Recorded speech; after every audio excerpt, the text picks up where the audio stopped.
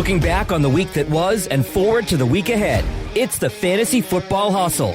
Waiver wire, trades, roster management. To win in fantasy football, you must remember one simple rule. Never get out-hustled. It's the Fantasy Football Hustle. Here are your hosts, Brian Drake and Dwain McFarland. Hey, what's going on out there, everybody? Welcome into another edition of the Fantasy Football Hustle podcast. What's going on? I am Brian Drake, joined alongside Dwain McFarland.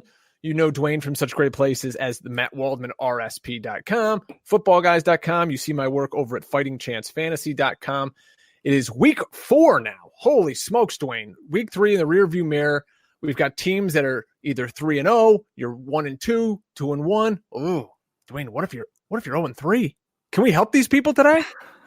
I think we can still help these people, Drake. I play in a ton of leagues. I have a few 0-3 teams. There's no shame in it. Look, it happens, So let's jump into it. All right, we are proud members of the fulltimefantasy.com podcast network. Check out those good folks over at fulltimefantasy.com. If you're into following us on Twitter, I'm at Drake Fantasy. Dwain is at Dwain _, there's no underscore. Where the hell did that come from? I'm doing this for a year. Is at Dwain McFarland on Twitter, spelled at DWAIN. I'm a little frazzled here, folks, because as you may have seen out there, we're doing this show live to video. We have a YouTube channel now. If you put in Fantasy Football Hustle Podcast over on YouTube, you can find us. You can see our pretty faces talking with you now. It's something new we're going to add to the show, so you'll be able to see video. There's going to be a chat room coming along with it. And more importantly, we're going to be able to get Dwain's utilization reports out there. And if you follow Dwain on Twitter, you know that's the backbone of our show. That's what he's known for in the industry, is the hashtag utilization report. As we get more up to speed with this video thing, we'll be able to put them on here and really talk you through some of the great content that Dwain provides. Let's get into the waiver report, though, right off the top, Dwain. If you're looking for a quarterback, Daniel Jones had quite the debut for the New York Giants. 23 completions, 336 yards, 2 passing touchdowns, 2 rushing touchdowns. This looked like a completely different offense without Eli Manning in it, and dare say it looked really good. Would you feel good? Let's say you got a low-end starter. Maybe you had Breeze or any of those guys, Cam. Daniel Jones, would you roll with him? Yeah, I'm not afraid of him at this point. I mean, it's something where we were definitely worried about him. Coming into last week, we didn't know how that would how that would actually affect the whole Giants passing game. And so we definitely had concerns, but I mean, the guy played really well. Tampa Bay's defense has been a little bit better this year, or maybe they're just not good at all. And we just now, actually found that out, because really before that, I guess, the week before they played Carolina and Cam Newton really kind of, beat the Panthers himself. But regardless of all that, yeah, I think that Daniel Jones is just a guy right now that if you're hurting at quarterback, which a lot of people are, I mean, I've never seen a season like this, Drake, where there's been so many quarterbacks out. So, I mean, it's one of those very abnormal, kind of anomaly years where basically I think all quarterbacks are in play. And Daniel Jones is a guy that, yeah, if you're missing Drew Brees, you lost Ben Roethlisberger, something like that. I mean, I definitely feel better about Daniel Jones right now than Kirk Cousins. Yeah, they just don't throw the ball out there. Say you miss out on Daniel Jones, Kyle Allen for the Carolina Panthers could be available. He threw the ball all over the yard and actually had a couple of really nice touchdowns, actually 4 of them. Greg Olson's alive and well. Curtis Samuel looked great. DJ Moore scored. That salvaged his day. What'd you see from Kyle Allen, the former Aggie? Yeah, he looked amazing. I was with my son actually this weekend at A&M, so it's kind of funny that Kyle Allen's the guy that we're talking about on here on Tuesday. But yeah, he played really well, distributed the ball evenly. Carolina's got plenty of weapons, Drake. We've talked about it. We talked about Curtis Samuel all preseason. We've talked about DJ Moore.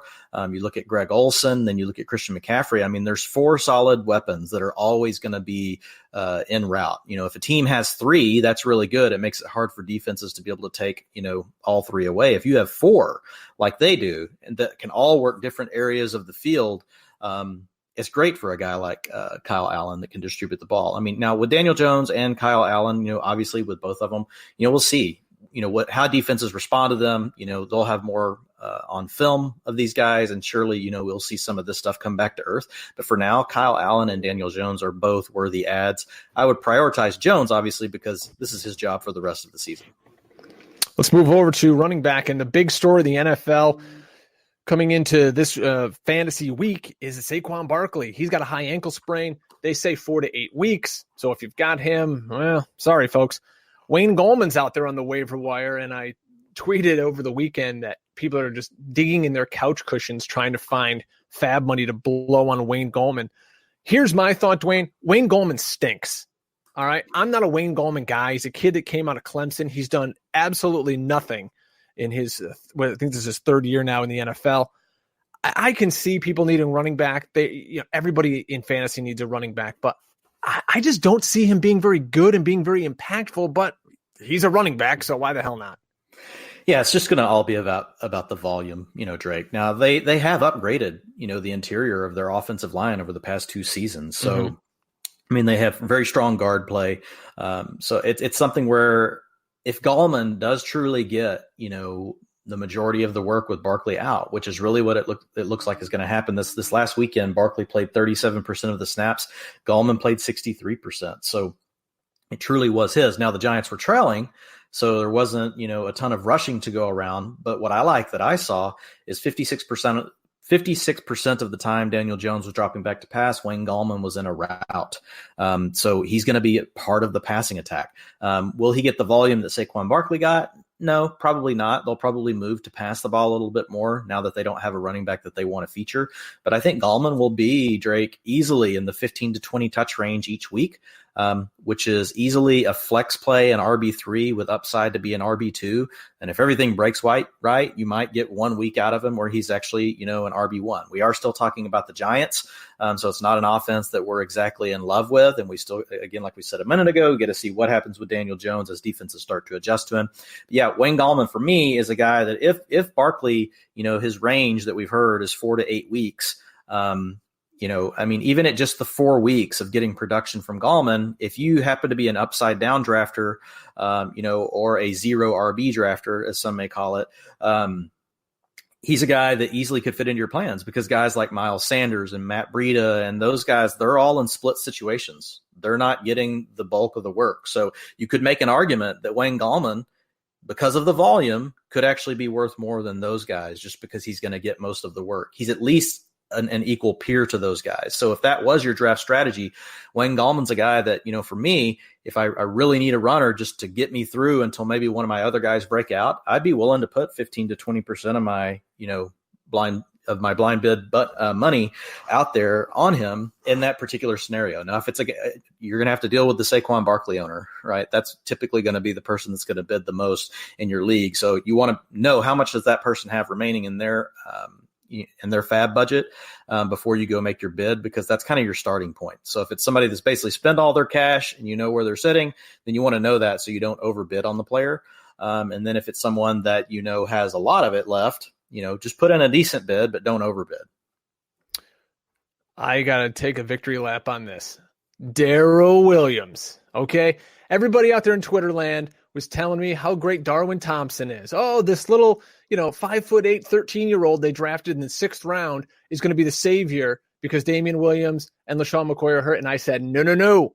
Darryl Williams is going to get run in this game. Okay, it helps LaShawn McCoy got hurt and he didn't play in the 4th quarter. Erroneous. It doesn't matter. I don't care anything about that. Darryl Williams, 8 rushes for 62 yards, 5 receptions for 47 yards. He is the guy that Andy Reid trusts, Dwayne. And if Damian doesn't play this week, which very could likely be the case, Darryl Williams is going to get significant run in the best offense in the NFL. Yeah, here's the biggest thing this tells me, Drake, is Darwin Thompson in small and medium leagues you can just drop. Because he's not just dealing with LaShawn McCoy and Damian Williams in front of him. He's also dealing with Darryl Williams in front of him. Now, if you're in a deeper league, I'm not going to recommend dropping Thompson because that's mostly what I play in and where I have him. I'm going to try to hold him. But, man, I got to tell you, I don't feel near as good about it because it seems like he's going to have literally everything break his way. I mean, and he's already had multiple things, right? LaShawn McCoy and Damian Williams getting hurt, and even that in itself hasn't equaled an opportunity for Darwin Thompson. So Darwin Thompson, by the time he may pick up this offense and be ready to play, they could have everybody else healthy again, Drake. So really, Darwin Thompson is just a hope and a dream at this point. He's not even really worth. He's not really worth rostering. Darryl Williams, he's a guy that we'll have to see what goes on with Damian Williams and LaShawn McCoy this week during practice reports. But yeah, McCoy, hurt his ankle again. The field conditions weren't great, so you kind of saw that, coming. Darryl Williams, to your point, was the guy that came in and got the run. So if both of those guys are going to be out this next weekend, he's definitely going to hold some value. The problem for Darryl Williams is most likely he's going to be in a split with one of those two. Again, we'll have to watch the practice reports. So he's clear. He's the third guy to own, but in any scenario, in any game where all of a sudden, if next weekend both of the starters miss, that does make him more valuable. As far as a free agent, and how much that I would exactly bid on a guy, like Darryl Williams, again, depends on the league size. Do you own McCoy? Do you own Damian Williams? What all's going on with your roster construction? Those things are all in play. But he's a guy for me that, I'd put anywhere from 10 to 15% on him, but you just got to know that literally in 2 weeks you could be dropping him. Totally. But if you need a guy this week, and it is bye week season, we're back. The Jets and 49ers on bye. So if you've got Le'Veon Bell or Matt Breida or any of the host of 58 running backs, and in a deeper league, he's worth a buy and a hold. Where he's tougher, he's tougher in a medium to small size league. I would actually probably, just thinking this through on the fly, I would take my bid amount down in those sort of leagues. I probably would only be bidding, somewhere around 5% on him, because most likely you're going to have to drop him, here in a couple of weeks. In a deeper league, I like it a little bit better because he could help you this week, potentially the week after, and you now know that he's most likely the third running back if one of these other guys goes down for the season. This next guy we're going to talk about, I have a hard time suggesting people go out and pick him up because I just don't feel good about his role week to week, and that's Rex Burkhead with the Patriots. James White didn't play this week because his wife was having a baby. Congratulations, maybe some after Super Bowl fun. Who knows what was going on there. Burkhead came in 11 carries, had 47 yards and a touchdown, 7 targets. He's, again, taken over for James White, who wasn't there, had 6 catches. If you plugged him in your lineup, congratulations. I just don't know, Dwain, with White coming back and Michelle is still there. God knows Michelle's not doing anything. How much I don't feel comfortable putting Rex in my lineup. Yeah, here's what I'll say. I like Rex Burkhead over Darryl Williams. And the reason why is, because Rex always has a role, even if it's with 3 guys. And so if either of the other guys are out of the equation, he gets a little bit of a bump. Whereas Darryl Williams, he's literally a 0 unless one of the other guys is out. So I think he carries a little bit more instant value no matter what goes on with the situation. And he also carries a little bit more upside for the rest of the season. Darryl Williams, obviously, if both of his starters went down and you're all of a sudden the starting back in the Chiefs backfield, obviously you can't place a higher upside value than you could on a situation like that. But for me, it's a very unlikely scenario. And even then, he probably starts sharing with Darwin Thompson. So a guy like Burkhead, at least even when James White plays, he's seeing, anywhere between 40 to 25, 30% of the snaps, and he's getting play in the passing game. The thing I like about Burkhead, and we can go ahead and just talk about the Patriots now. We're going to talk about them later in the show, but at least talk about their backfield. So here's the interesting thing that you got to pay attention to, Drake. Yes, James White was out, but I'm kind of wondering if this is not going to be James White, then Burkhead, then Michelle the rest of the way. And the reason why is James Devlin's out for the season. Mm-hmm. So he's their fullback. What package was Sony Michel playing in? He was coming out and playing in the 21 and then 22 type sets. They don't have 2 good tight ends to put on the field. They don't have a good fullback to now put on the field. I talked about this on Twitter before the game last week. I said Rex Burkhead's a great start today because I anticipated him getting the bulk of the work because I figured the Patriots would be playing out of 11. So that's 3 wide receivers. And I think Burkhead's the better fit for that style of play than Sony Michel is. And so I see, in my mind, this is an upgrade for James White and Burkhead the rest of the way. We'll have to watch what the Patriots do on the waiver wires. Do they find a fullback or do they make a trade for an extra tight end or something that could shift things back to playing in some of these more heavy sets with Michel? But this last week, Drake, Sony Michel with James White out only saw 22% of the snaps. Only ran the ball on 33%, of the attempts, whereas Burkhead saw 74% of the snaps 41% of the rush attempts. And this is a game where, they were blowing the other team out. So it seems like it would have been great for Sony Michel. So that tells you a lot about the way now they can change this. They could tweak this with time during the week to kind of reprogram the way they want to operate with all these guys. But what we saw was in a pinch with Devlin out, Burkhead was the guy. So I could almost see this being more of a Burkhead White 1A, 1B, and then really Michel just being the guy down around the goal line. They're going to get the tight end back. His name just escaped me. I was literally just thinking after his week 4 suspension. Ben Watson. Yeah, Ben Watson. There we go. Ben Watson will be back. This will be the last week that he's on suspension. Let's move over to wide receiver here. These two first names, if they're on your waiver wire, they're very obvious ads. DJ Chark and Nelson Aguilar. We don't need to spend any time talking about them. Those are guys who, if they're out there, they should be highly prioritized. DJ Chark is now an every week starter, I believe, at worst a wide receiver 3. Aguilar, because he's still going to be in there without Deshaun Jackson this week, is a guy you're going to want to prioritize. They say Alshon Jeffrey's going to play this week. Remains to be seen. I'll believe it when I see it come Thursday night. A guy I do want to talk about is, let's stay in New England, is Philip Dorsett. So Antonio Brown's gone. We know that. Edelman is a little banged up. It looks like Josh Gordon got nicked up. His hips bother him a little bit. Enter Philip Dorsett. Guy played in over 80% of their snaps on weeks 1 and 3, putting up huge numbers, 4 for 95 and 2 in the first week, 6 for 53 and 1 this past week. Philip Dorsett is a guy who nobody thinks of in America, but wow, those are really good numbers for a flex or wide receiver 3. Yeah, he's quietly, putting up, his best first 3 weeks as, he's ever had in his career. It's by far his best start.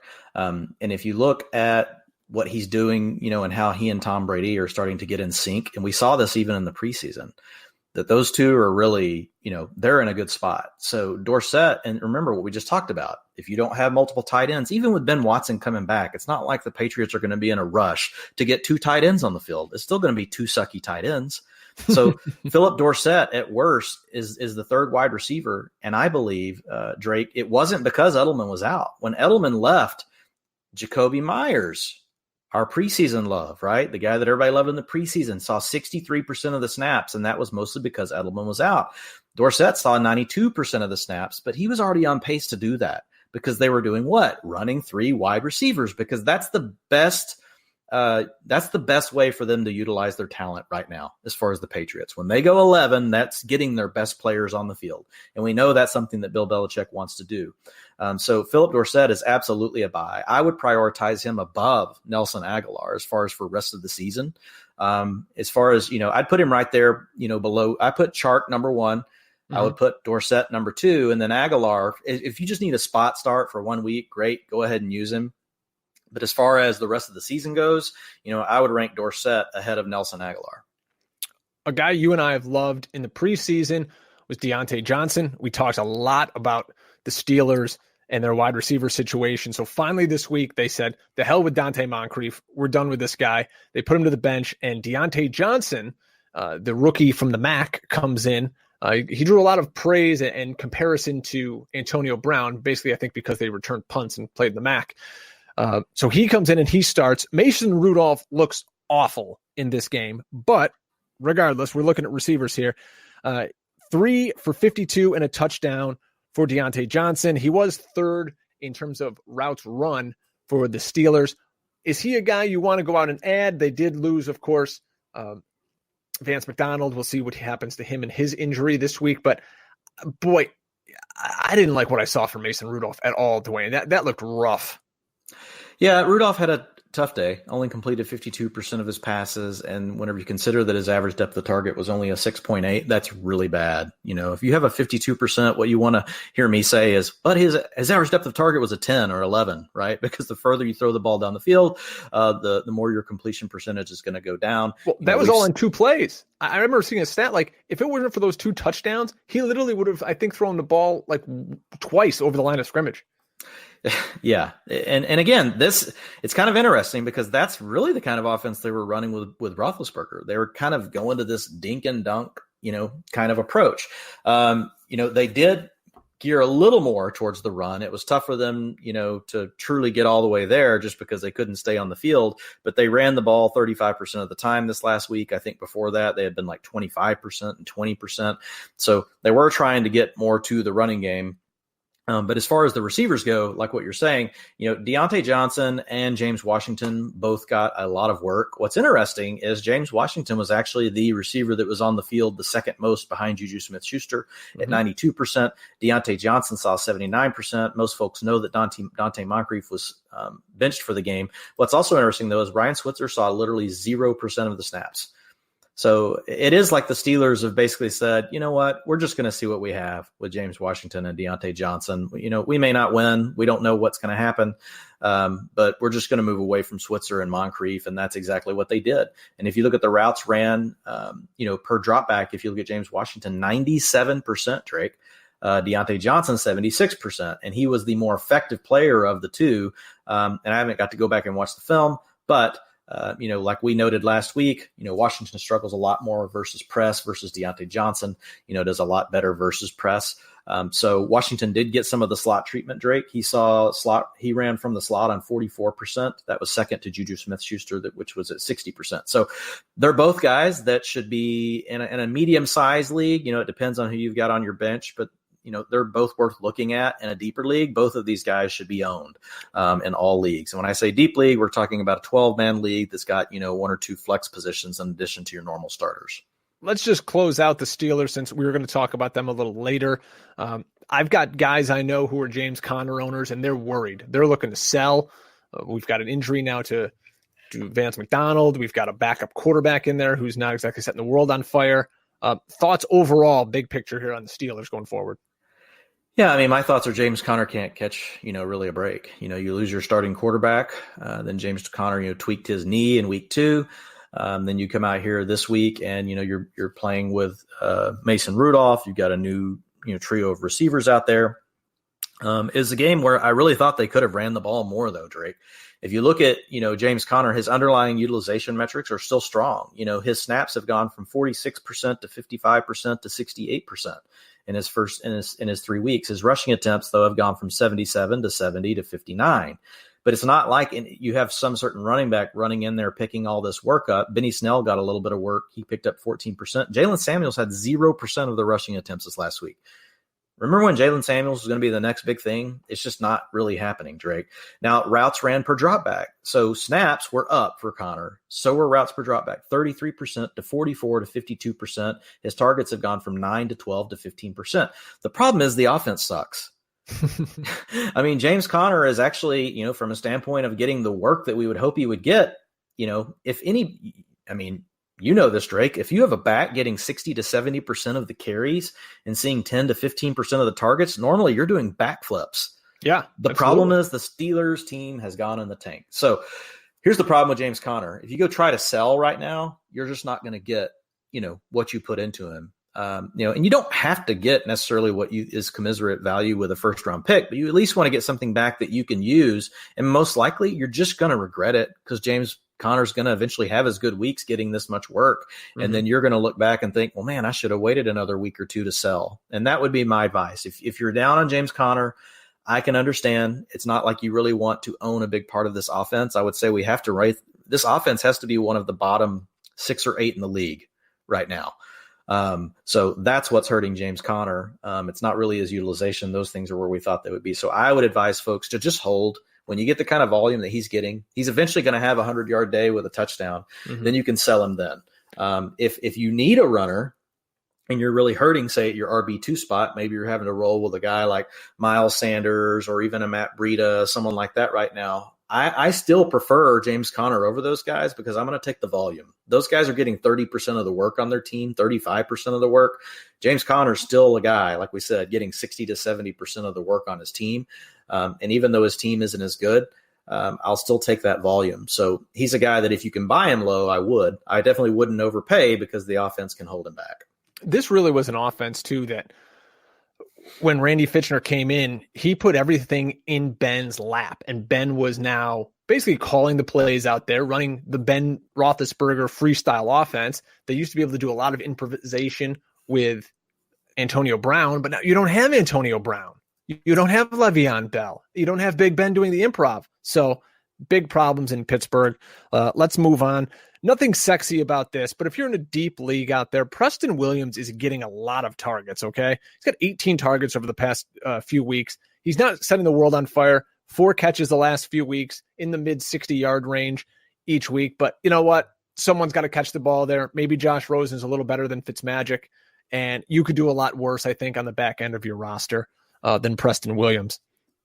A guy you wanted to touch on, Dwayne, was Rashard Higgins. Real quick on Preston Williams. Yeah, I mean, so his snaps have gone from 41% to 68% to 96%. His routes per dropback, 38 to 70 to 98%. So essentially this last week, he took over as the number one wide receiver on the team, not just from a target standpoint, but from a route and from a snap standpoint. He was 40% of the team's air yards. Now, again, this is Miami, which I would rank as the absolute worst offense in all of the league, and they're in a tier of their own. It's way worse than any other situation. So like you said, it's not something that you're going to run out and spend a lot of your free agent budget. Sorry, I can't even talk today, Drake. Your free agent bidding, you're not going to put a ton of money on him, but he definitely is a guy that's going to see volume, moving forward. A guy you're high on and you wanted to touch on is Rashard Higgins in Cleveland. That offense looks kind of out of sorts. The line is brutal. Mayfield's running for his life back there, and he doesn't look confident at all, which is something we never really thought we'd say about Baker Mayfield. Why do you love Higgins so much? It's not that I love him so much. It's just really more for folks in a deeper league, and you don't want to go spend a lot of money on some of these other free agents that you think may only be good for, a week or two. What I see with Higgins is when he gets back, he's had great rapport with Baker Mayfield, and now David Njoku's gone. And so if you think about this passing offense and how they really would like to spread it out across 3 different guys, I see Higgins being able to be the guy to come in and take over. Now, we will have to watch Antonio Callaway because we're going to get him back after another week as well, because he was on a 4-week suspension. So it's not something where I would go spend, a ton of money on Drake. It's something where literally you could put, Higgins in a deep league for a buck. And hopefully he gets on the field next week. If he and Baker click, he could easily see 15 to 20% of the target share because we've got, 15 to 20% now missing with David Njoku. And I just don't see that going to Demetrius Harris. This last week he played 90%, of the snaps, was only targeted 6% of the time, only ran routes on 69% of the passes. So he's really staying back to block, and he's an afterthought right now in the passing game. So it's Beckham, Landry, and they need a third guy. And so I think Higgins, given what we saw in the preseason, how he was starting to come on, I wasn't big on him then because I was worried he'd have to be the 4th guy. But now he has a chance to be that 3rd guy with Njoku out. And so he's a guy that I would happily add, for a buck if I've got room on a deep roster. Only 2 tight ends I want to talk about, one being Chris Herndon. We don't have to mention much on him. He's still suspended and the Jets are on bye, but he's going to get peppered with targets when he comes back. If you could get him and stash him on your bench for a couple of weeks, Herndon's going to be a nice play going forward. And Will Dissly in Seattle. Maybe you've got George Kittle. He's on bye this week. Let me tell you the numbers of what other tight ends have done against the Arizona Cardinals the last 3 weeks. TJ Hawkinson, week 1, 6 for 131 and a touchdown. Mark Andrews, 8 for 112 and a touchdown. Greg Olsen this week, 6 for 75 and 2 touchdowns.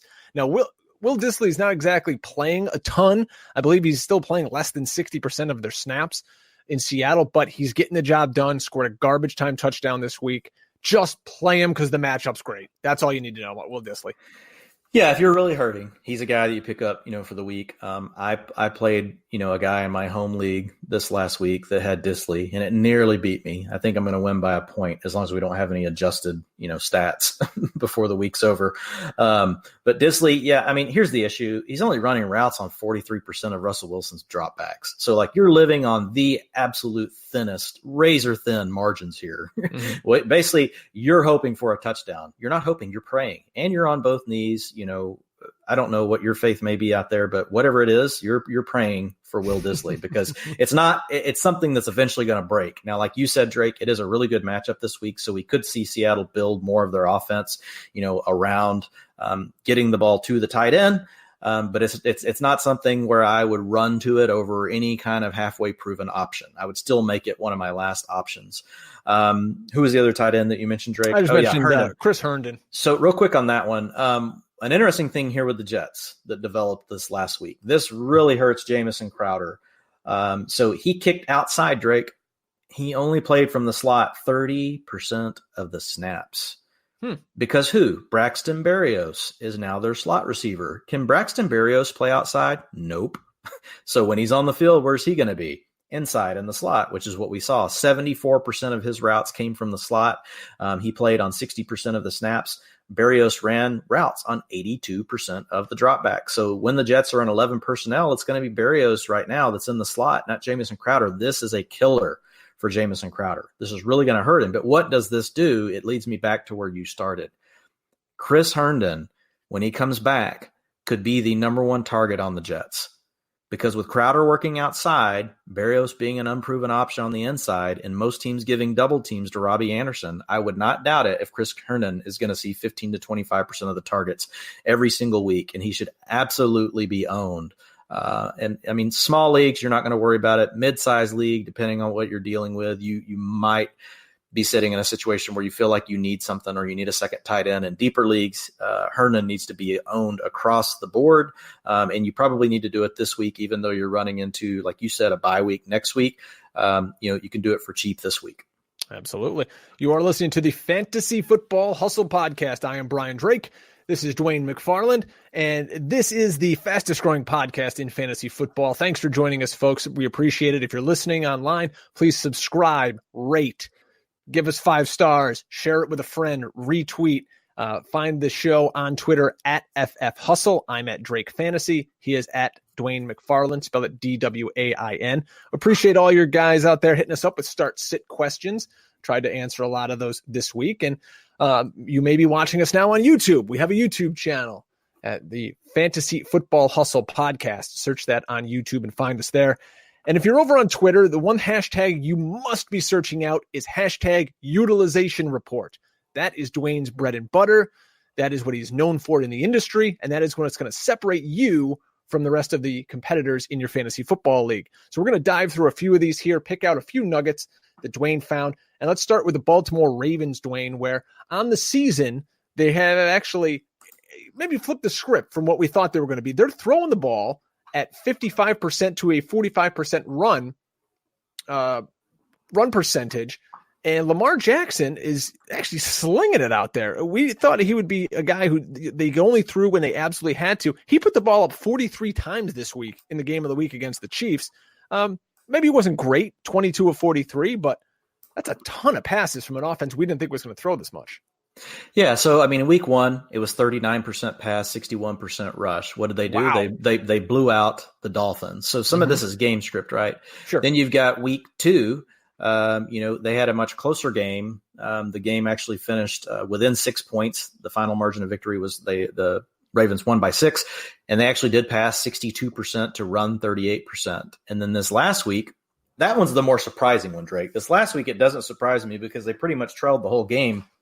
And so they threw the ball 64% and ran the ball 36% of the time, but that was in a trailing script. The most telling of all 3 of those is the relatively close game in the middle where they still threw the ball 62% and ran the ball 38% of the time. Now, some of this running is inflated because of Lamar Jackson, being, a runner. So 46 they're actually on the ground this week. Yeah, so they're actually not even running quite as much as we say when you think about the running backs. However, the thing that I've seen with this team is if the games, when they're staying close, what this has meant is more work for the key guys. Mark Ingram, Mark Andrews, and Marquise Brown. They're almost all Marks. Marquise should be a Mark, not a Marquise. But all 3 of the Marks, are getting more work. So if you think about it, here are their snaps: 33, 58, and 61 for Ingram. That's week 1, 2, and 3. And then here is Andrews. He goes from 41 to 55 and then to 52. But if you look at his routes ran per dropback, which is really what we care about for receivers, 64, 66, 70. And then Marquise Brown, His snaps have gone from 18 to 65 to 74%, Drake. Routes per dropback, 29%, 84 and 84. He is the wide receiver one on this team. This last week, it didn't really quite work out. They couldn't get the connection going. But he's the lead target on the team. And if you can buy low on Marquise Brown because someone thinks, oh, well, it was just a two-week fluke, and now Marquise Brown is done. No, the underlying metrics say Marquise Brown is still the dude.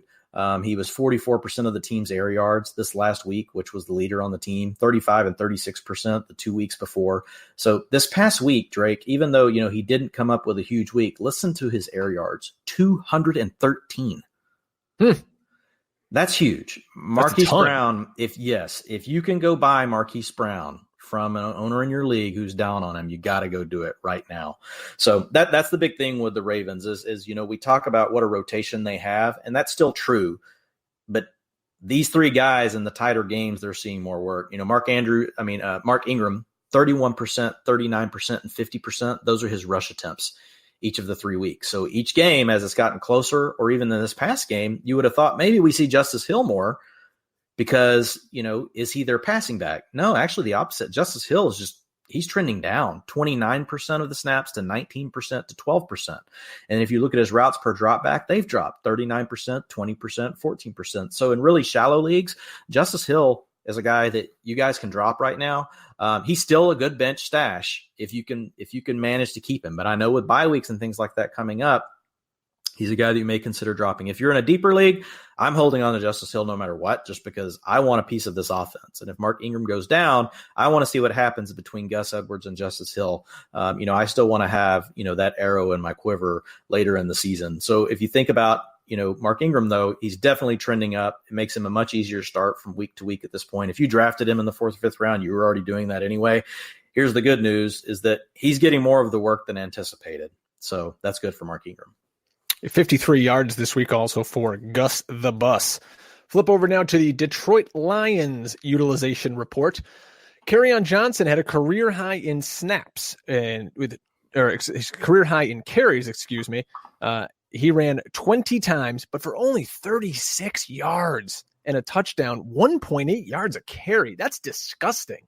Against, an Eagles team who's down a couple of defensive tackles, that's a good enough rush defense, but 1.8 yards a carry. Good Lord. And we'll talk also, Dwayne, I want your opinion on the backups here, Ty Johnson and J.D. McKissick, and these wide receivers here. We thought it was going to be Galladay just feasting against this Eagles secondary, but now Marvin Jones is catching balls. Amendola's getting balls left and right over here. Just feed Galladay. What are we doing? Well, the thing is Marvin Jones is probably a better receiver than Kenny Galladay. We've talked about this in the past. Kenny Galladay is a limited application player. He does a few things good, and he does several things not very well at all. Whereas Marvin Jones, is just a more complete player at this point in his career. So that's really what's going on with the receivers. Here's the problem with we're going to jump into the runners. That's easy. Here's the deal with the receivers, though, Drake. And we talked about this, before the season started. It's a very balanced passing attack. You do not know who's going to be left out each week. It could be Hockenson. It could be Marvin Jones. It could be Kenny Galladay. You don't know who's going to all of a sudden be the leader. Do you know that? So across the guys on this team, so you've had 3 different leaders in target share. Week 1, it was Danny Amendola. Week 2, it was Kenny Galladay. Week 3, who was it? Your guy, Marvin Jones, that you just talked about. So we don't know who's really going to lead the team. They're doing this based off of who gives them the best matchup and what is the defense doing. And Matt Stafford is, an established veteran in the league. He knows how to find the right guy. So overall, as an offense, this is actually good news for Detroit moving forward as a team. For fantasy owners, it's going to be frustrating because we don't know who clearly is going to be the number. I think Galladay will still end up leading the teams by a smidge, in targets. If you think back to how we had this team projected, I had Galladay at 22%, and I had Marvin Jones at 19%, of the targets, or 18% of the targets. We'll probably still finish up somewhere like that. Right now, Drake, we're at 25% on the season for Galladay and 18% for Marvin Jones. I expect them to be a little bit closer than that. But the guy that's just disappeared the last 2 weeks is TJ Hockenson.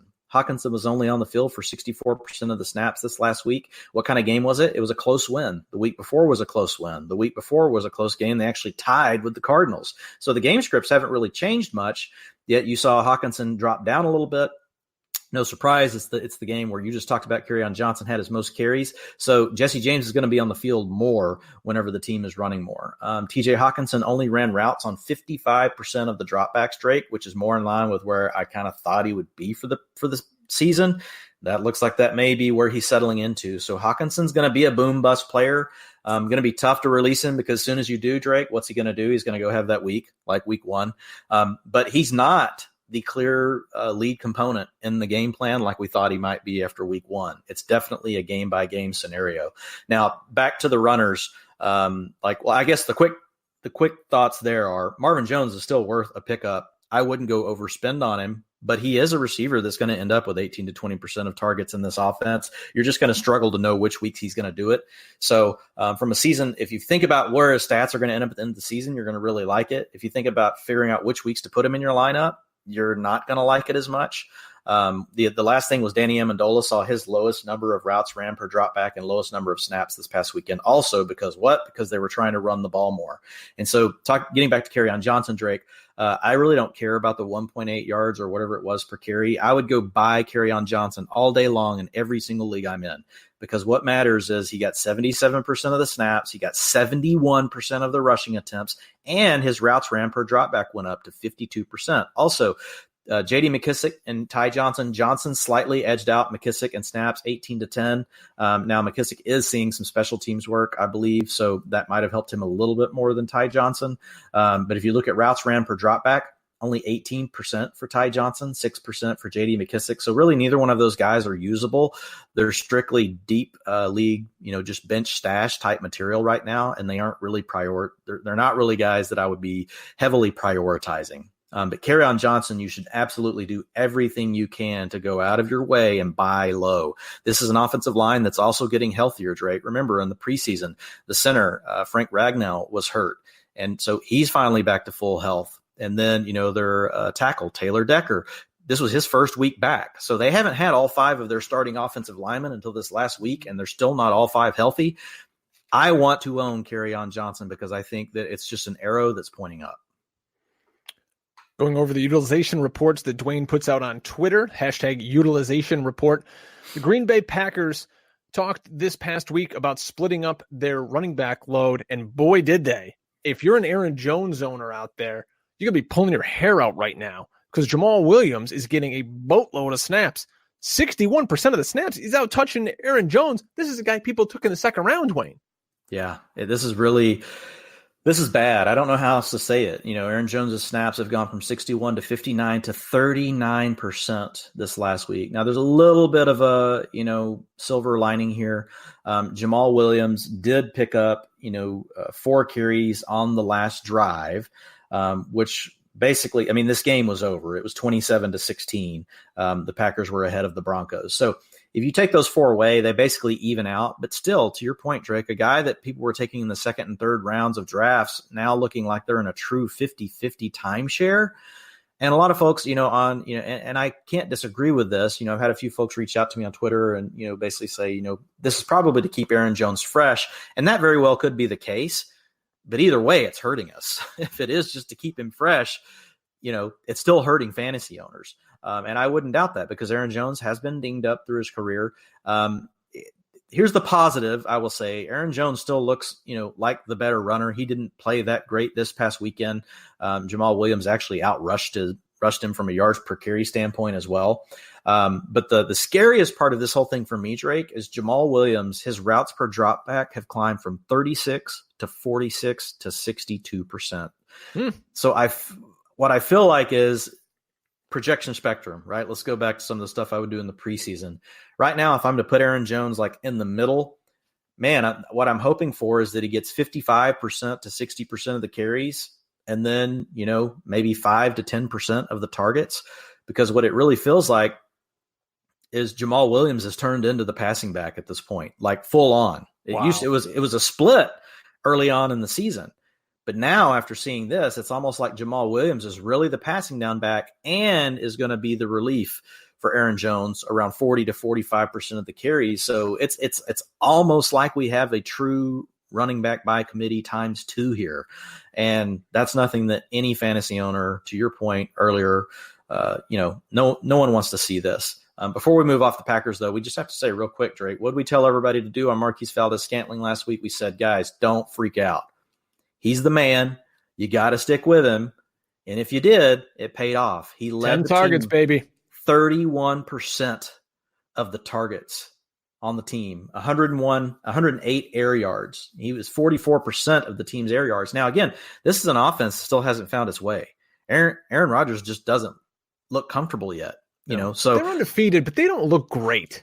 No, they're barely hanging on to these things. Now, you could look at that as a positive in one way. What it's allowing them to do is really just, squeak out these games as they continue to learn the offense. What we need to find out is if they're in a situation where they really need it, can they really rev this engine up and can they really do more? I would say based on what I've seen right now, I would have my doubts, but that's the kind of game script I would like to see, to just see what ultimately happens if they were to get into a high scoring shootout, because right now their defense is playing really good, Drake.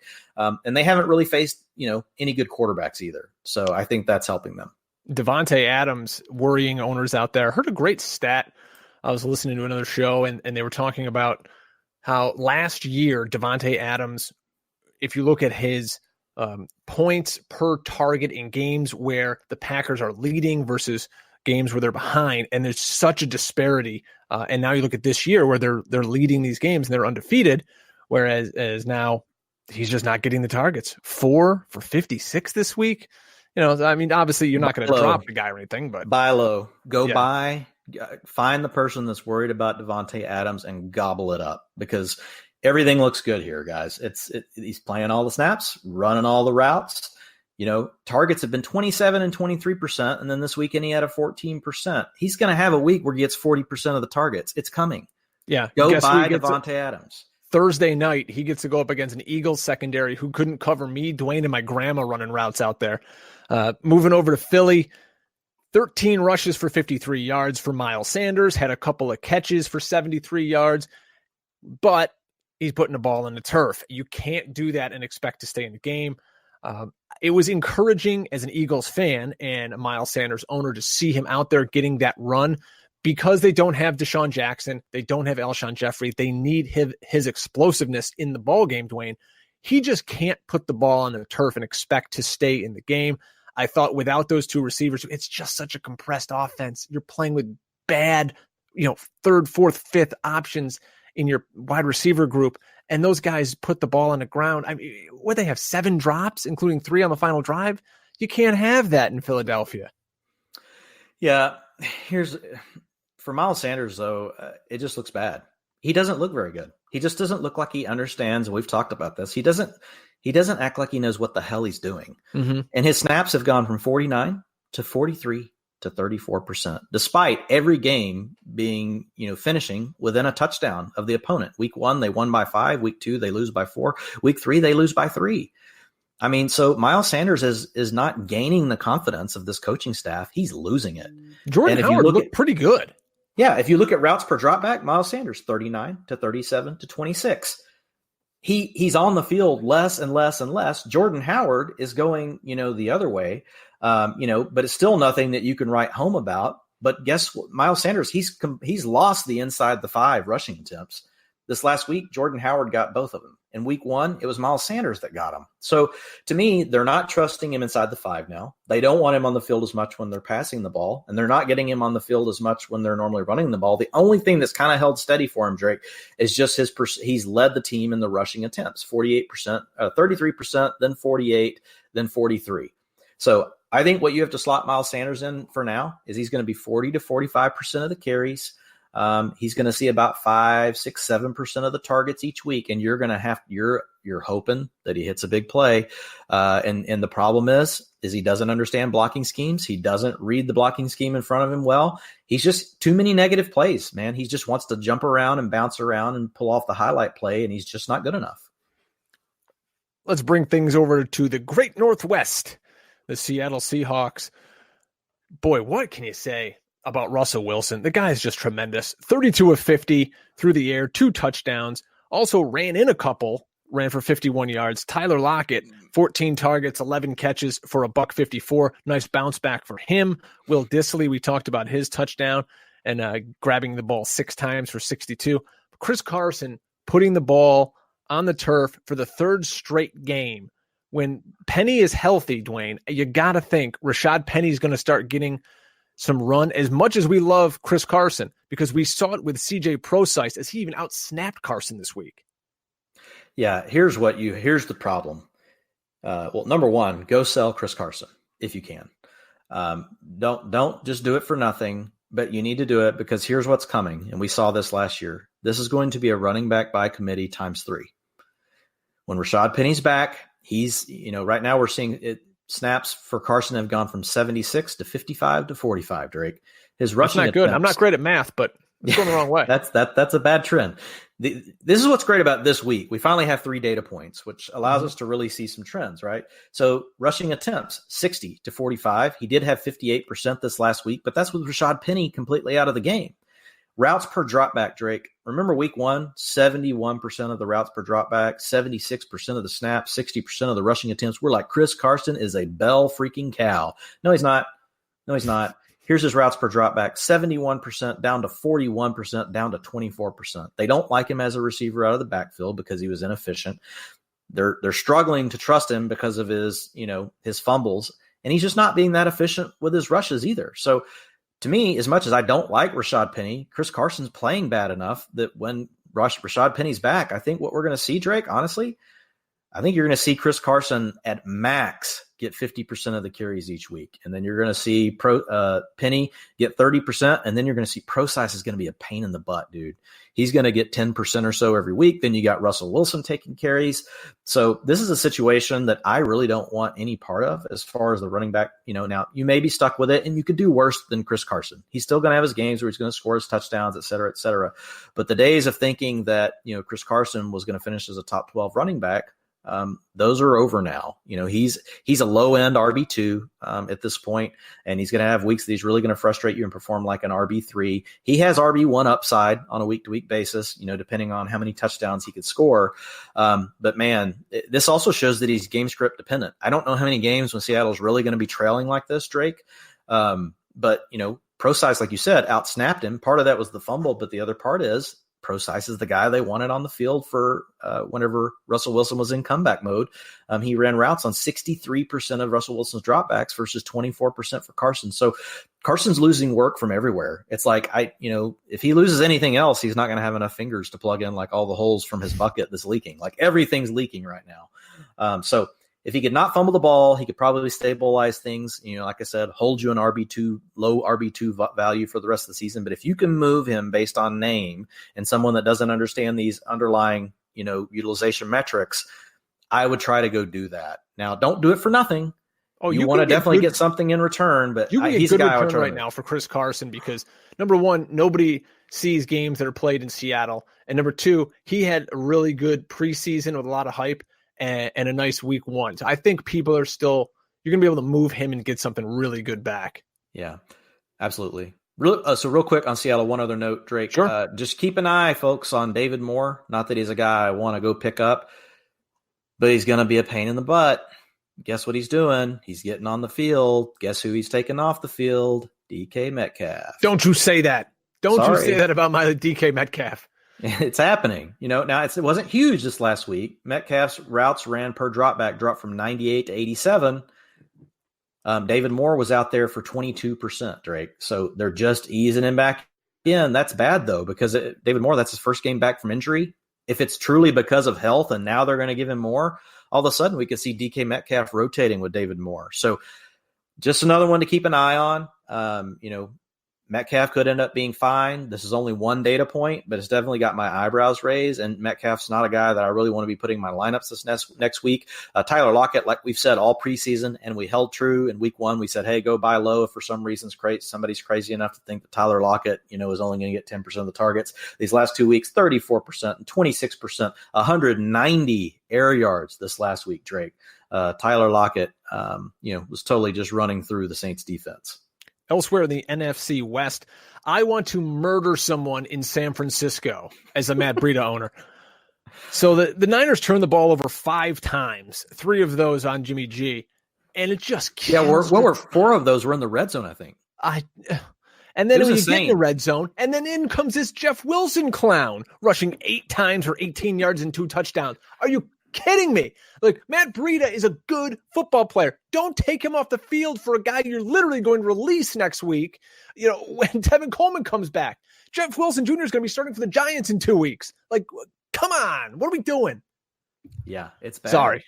No, you're voicing the frustrations of America, because Matt Breida was the hot thing this preseason. As we led up to, the week before the NFL started and drafts were finishing up for fantasy, Breida was the hot thing to own in round 7 or 8, of fantasy drafts, because, man, if Tevin Coleman goes down, Matt Breida is going to be amazing. And he could be, but they're going to give Raheem Mostert and Jeff Wilson work, just like you said. And this is the second week in a row that we've seen this, Drake. Wilson is the guy in the red zone. He's it. Yeah. This is enough of a trend. You guys, you can just mark Matt Breida and Raheem Mostert, especially Breida. They're not seeing work down there. And part of it, I think, between the 20s only. That's him. That's right. So he's got to break a big run. Now, he did get the most snaps. He had 41% versus 30% for Mostert, and then 27% for Wilson. So we talked folks through this last week. We said it's probably Breida was slightly the lead back, which is what's working out to be true. Mostert was next in line. The nice thing for Breida this week, though, Drake, is that he did get 39% of the routes ran, per drop back by Jimmy G, which was last week. Mostert had 52%. This week, Mostert dropped down to 24%. Now, some of that could just be to do with who was on the field at what time in the game. Were they needing to pass more? Were they needing to run more? Was there an audible they called at the line? Little bitty things can so it's not enough of something just to call it a trend. But basically what it tells me, it could just have more to do with who's on the field when versus them preferring Mostert to Breida in passing situations. Basically, they're splitting 70%, 70 to 80% of the work between them, and then they're leaving 20 to 25% for Jeff Wilson, who's just gobbling up these inside the 5 touches. Drake, he had 3 rushing attempts inside the 5 this past week. So Jeff Wilson, who knows, could have the most consistent fantasy value because he's freaking in there whenever they're down near the red zone. And the 49ers offense, just like you said, self-imploded again. I shouldn't say again, but they did that in week 1. Remember, they had 2 touchdowns to Kittle called back. And now this week, I believe it was either 3 or 4 turnovers that were inside the red zone, a couple of those inside the 10. So, this is an offense that could have put up 45 points again. This is a team that's undefeated. Yeah. And they're not playing as good as they can yet. One other quick thing on the 49ers while we're here, Drake, is the receiver situation just continues to be a complete rotation. Deebo Samuel, 52% of the snaps. Dante Pettis, 42%. Marquise Goodwin, 67%. So what we care about the most are routes ran per drop back. Marquise Goodwin, 64%, but that's still not good enough to start the player. Yeah. Drake. He's going to catch 2 passes a game. You pray one is that he scores on. Deebo, 55%, and then Dante Pettis, 42%. Richie James, 55% routes per drop back. So the 49ers, I think what they're trying to do, Drake, here is they're trying to just let these guys battle it out and see who's going to win it. But if one of them doesn't step up and take it, I don't think they're going to force it. They're just going to continue to rotate these guys. Yesterday was Duke Johnson's birthday, but I don't think he really enjoyed himself all that much because Carlos Hyde's out there eating his lunch. Upgrade, downgrade on the Houston backfield, Dwayne. Where are we going with these guys? Yeah, this is bad. I mean, basically, you've just got to downgrade Duke Johnson at this point, Drake, that all he is what he used to be in Cleveland. He's a passing down back. He's not getting any of the work. So here, listen to this, Drake. His percentage of the team rushing attempts have dropped from 39 to 20% to 11%. Now, that does go a little bit with game script. In week 1, they lost the game by 2. He gets 40%. In week 2, they win by 1. So a very close game, they win. He gets 20%. But then in week 3, in a game they win by 7 in the end, he only gets 11% of the rushing attempt. So some of this is probably due to the game script. But in the end, I don't see him getting over 20% of the carries consistently. And the problem is, you would like to see his routes per dropback continue to creep up, but they haven't. 53, 46, and 56. It's Carlos Hyde who's, as he's getting the hang of the passing game, that's getting more work as far as running routes at 16% to 29% to 34%. So there's just not a lot good here with Duke Johnson. If you're in a small league, just cut him. If you're in a medium-sized league, he's a borderline cut. If you're in a deep league, you're going to have to hold him, but you really don't feel comfortable about putting him in your lineup, almost ever. Boy, how about Will Fuller and Kenny Stills? Kenny Stills out there playing a ton. Yeah, Stills is coming on, but he's still not playing a ton. 54% of the snaps, ran routes. Well, he's playing more than Kiki Kuti. He's basically taken over for him. And I don't know that either. I think this is game script dependent stuff. It depends on where they want to attack the field. If they want to attack underneath, shallow, quick breaking stuff, it's still QT. If they want to be more vertical down the field from the slot, like we saw Kenny Stills have a big, play on this wheel route this week that Deshaun Watson threw a great ball on, it's going to be more Kenny Stills. So I think we're going to see this be something that fluctuates all year. Now, next week, Drake, if we get another data point in a row of Kenny Stills routes per drop back moving up, then we might jump to the assumption that, really is Kenny Stills is going to be out there in 11 and Kiki Kuti is, an afterthought. Right now, I don't think I know enough. Here's what I will say on Will Fuller, though. He's another buy low candidate. He'll be a guy that it won't be long, Drake. I mean, he's out there. His routes ran per dropback, 97%, 98%. We all know DeAndre Hopkins the number one, but Will Fuller is still the number two, even as of right now. He just hasn't had his big game. DeAndre Hopkins at 30% of the targets on the year. Will Fuller's at 18%, and that's after having a 10% in week one. He had 24% in week two, 21% in week three. So Will Fuller is a guy that it just hasn't happened for yet, but it's going to. And when those big plays come, Drake, you know how it goes. If he catches 7 balls on a week where 2 of them go the distance, he'll be the wide receiver 1 for the whole league. So Will Fuller's a guy that, I'm absolutely holding. And even in the small formats, don't go drop Will Fuller to pick up, somebody that we've talked about on the waiver wire. I would still own Will Fuller over those type guys. And if I can go buy Will Fuller off of somebody, especially in medium and deep size leagues, I would absolutely go do it, because everything here points to Will Fuller is absolutely the number 2 target. And we've got a really good quarterback in this scenario, which is Deshaun Watson. And this team is getting in game situations where, they're getting into some shootouts. So I like Will Fuller. The Los Angeles Chargers have one of the 5 best receivers in football in Keenan Allen. 17 targets, 13 grabs for $183 and 2 touchdowns. Guy had 36.9% target share this week. That's unbelievable. But there's a guy you wanted to talk about, and it was Mike Williams. What do you see with Big Mike? Yeah, the good news for Mike Williams, is his snaps jumped from 62% to 93%. So last week he played 62% despite being hurt. And if you remember, Drake, one of the things we talked about on the show was, let's see what this looks like next week with him being healthy, because we've got, a situation here with Hunter Henry being gone, and Keenan Allen is really getting all of the work along with Austin Eckler. They need a third guy. So 92% of the times Phillip Rivers dropped back to pass, Mike Williams was in a route. So that's probably, I'd have to go back and look at last year, Drake, but I would guess that's his career high. And if that number holds, he's a guy that he's going to get his. This past week, he had 138 air yards, Drake. The week before, he had 98 air yards. So his average depth of target, 12.5, 19.6, and 19.7. And, oh, by the way, now they're getting him slot looks, Drake. 49% of his routes this last week, 48% of his routes the week before came from the slot. So he's a guy they're moving all over the offense. He's on the field. We know Phillip Rivers is a decent quarterback.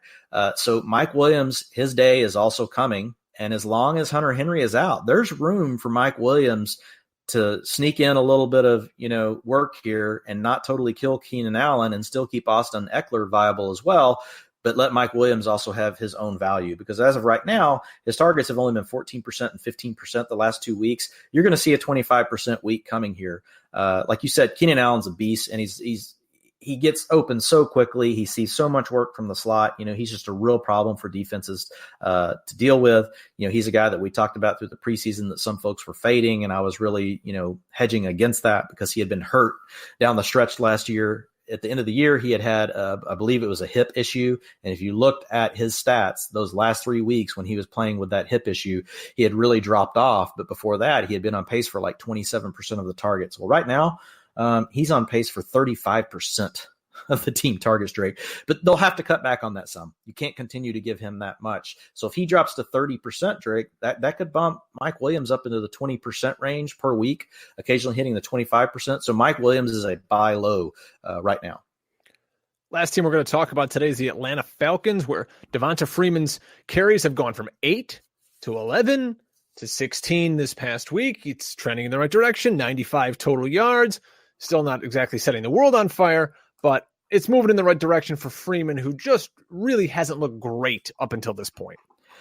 Yeah, Freeman definitely played, better, and I thought there was room for him to really have a nice game here because, he was sitting on like 88 yards. It feels like forever, in this game. But he saw 90% of the snaps because Ito Smith left with a concussion.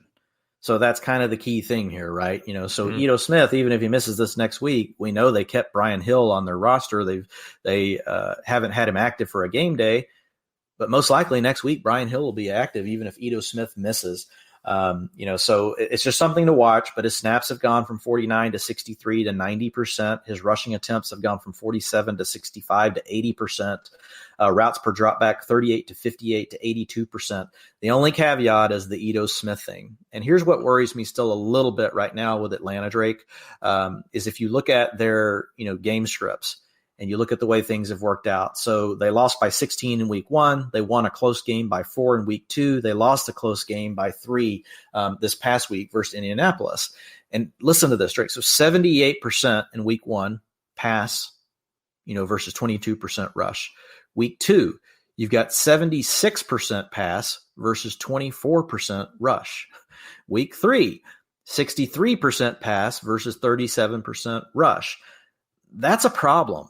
If you're going to have a team that's only going to run the ball 30 to 35%, and they're going to pass the ball 70% of the time, even when you're getting 70 and 80% of the rushes, it does cap you a little bit. So and that's the same thing that James Conner's running into that we talked about earlier. And then game script. They're falling behind early in these games, and Matty Ryan's got to throw the ball all over the place in the second half. Well, it's that. And plus, we also know that, Dirk Cutter in the past, when he played with Matt Ryan, he had some very, very pass-happy years. He likes to throw this ball around, and it's helping Matt Ryan, and it looks good for the receivers, but it is hurting the runners right now. So with Freeman, I put him as a hold or a sell right now. You don't want to go buy him because I want to see another week when we get, the other starter return. If you get somebody that will buy into Freeman, at a really, that will get you a good price in return this week, before we have another running back to re-enter the equation. And I'll just put this out there. I could be completely wrong, and all of a sudden they just let Freeman keep the role. But I think based on what we've seen the first 2 weeks, Drake, is I would anticipate a third runner working in more next week, or a second runner working in more, whether it be Ito Smith returning from concussion or whether it be Brian Hill. And so this week, if someone sees Freeman as a player that's on the rise and you can get a good return on him, I would not be against doing that. There you go. Folks, that's going to wrap it up for us this week on the Fantasy Football Hustle. Thanks for joining us here on the show. If you're listening again on the podcast in an audio form, please like, subscribe, retweet, help us out, get the word out there. Check us out over on YouTube and look for the Fantasy Football Hustle podcast. You can see our smiling faces talking to you all about the world of fantasy football. So for Dwain McFarland, I am Brian Drake. Enjoy week 4, everybody. Good luck. This has been the Fantasy Football Hustle. We're back next week with all you need for waiver wire, trades, roster management, and more. Until then, never get out hustled.